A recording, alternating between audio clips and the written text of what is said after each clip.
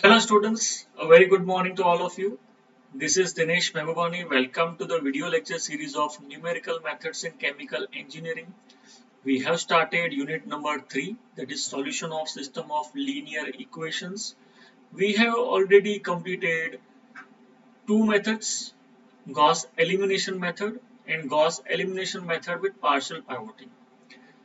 Okay, what is the basic difference between the Gauss elimination and Gauss elimination with partial pivoting? Okay, why we are using Gauss elimination with partial pivoting? Because there are some disadvantages, there are some pitfalls of the Gauss elimination method. Okay, to overcome that pitfalls, we are using Gauss elimination with partial pivoting. Okay, so in that what we are doing, we are selecting two pivots, pivot 1 and pivot 2, and after selecting the two pivots, okay, we are making the below two elements as 0.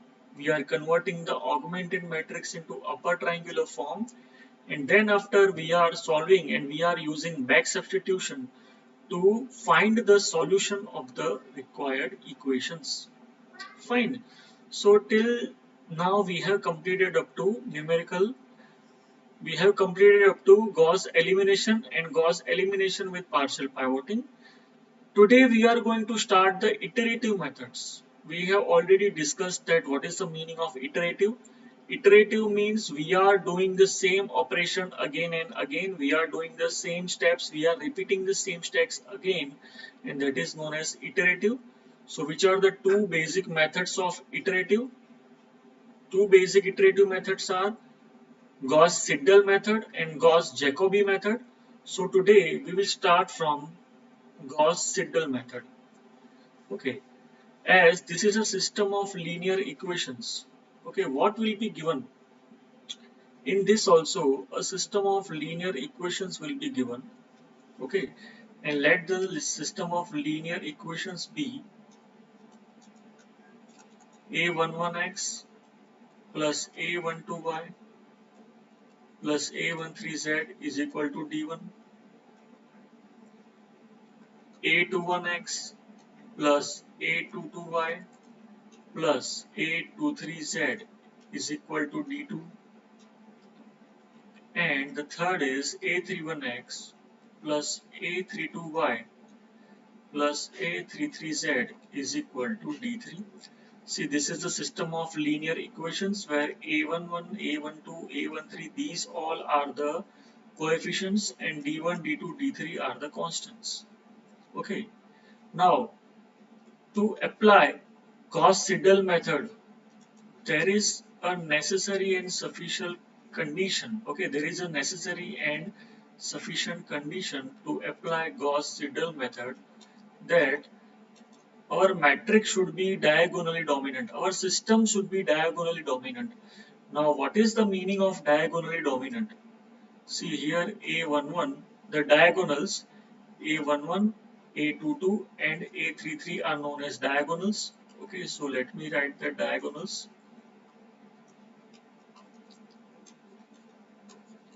They must follow this condition, right?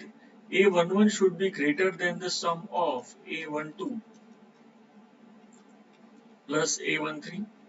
A22 should be greater than the sum of the two elements of the same row, A21 plus A23. And the third is A33 should be greater than A32.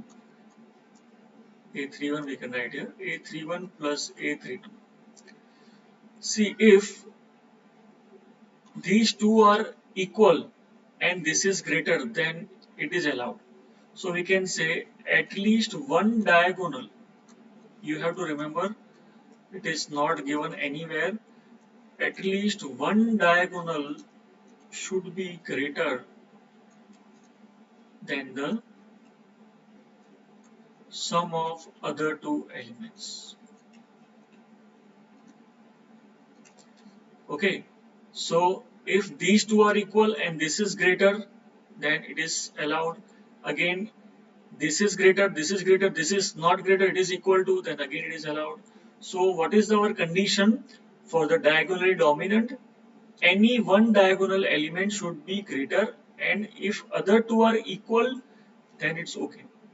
Fine. So this is the condition to apply Gauss-Seidel method. Okay.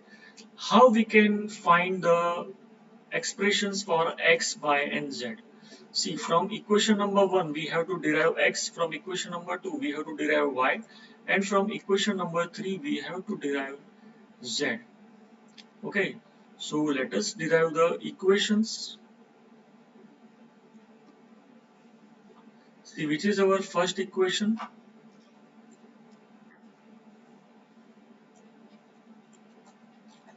A11x plus A12y plus A13z is equal to D1. Okay, we have to eliminate x from this. So I can write A11x is equal to D1 minus A12y minus A13z. So my x will be 1 upon A11 D1 minus A12y minus A13z. Okay.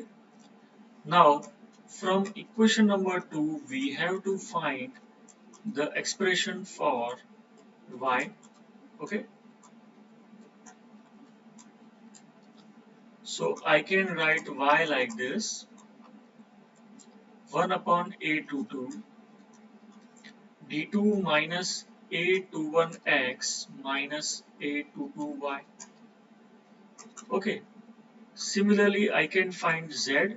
So 1 upon A33 d3 minus A31x minus A32y. See, these are the three equations, okay, of x, y, and z.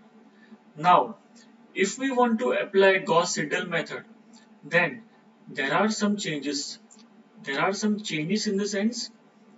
See, let us write the steps.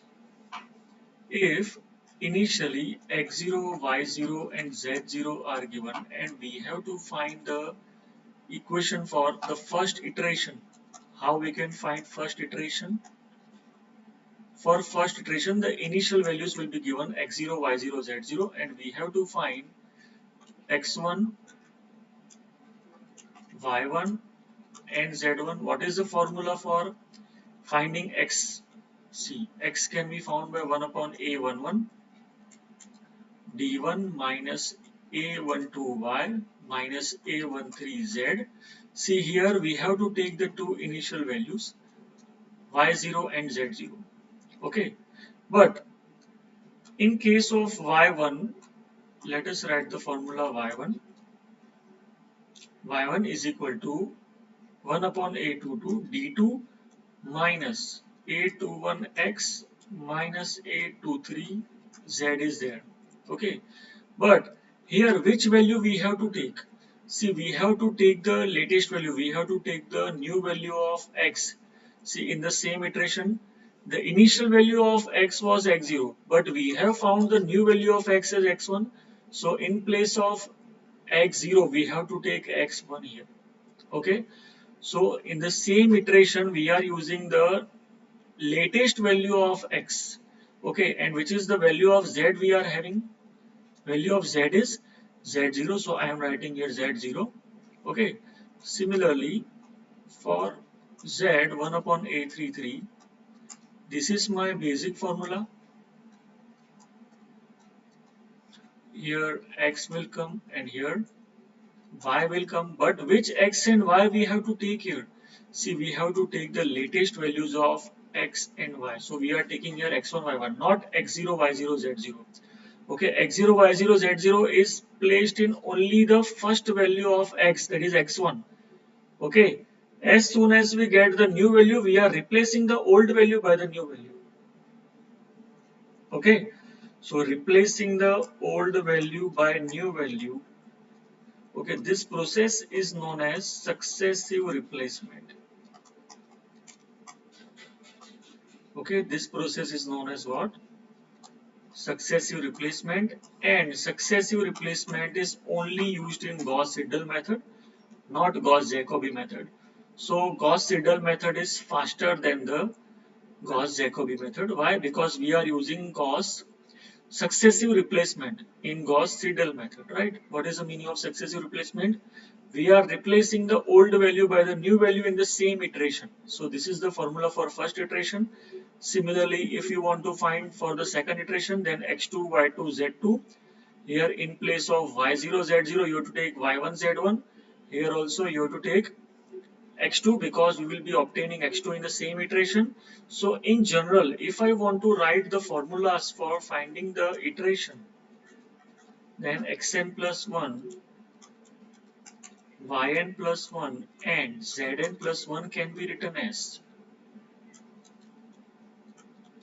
1 upon a11 b1 minus a12 yn minus a13zn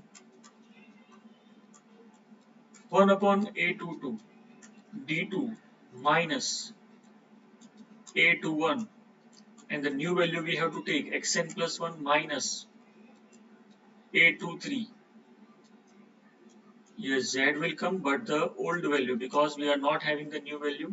Okay, similarly, here we can write 1 upon a33 d3 minus a31 xn plus 1 minus a32 yn plus 1.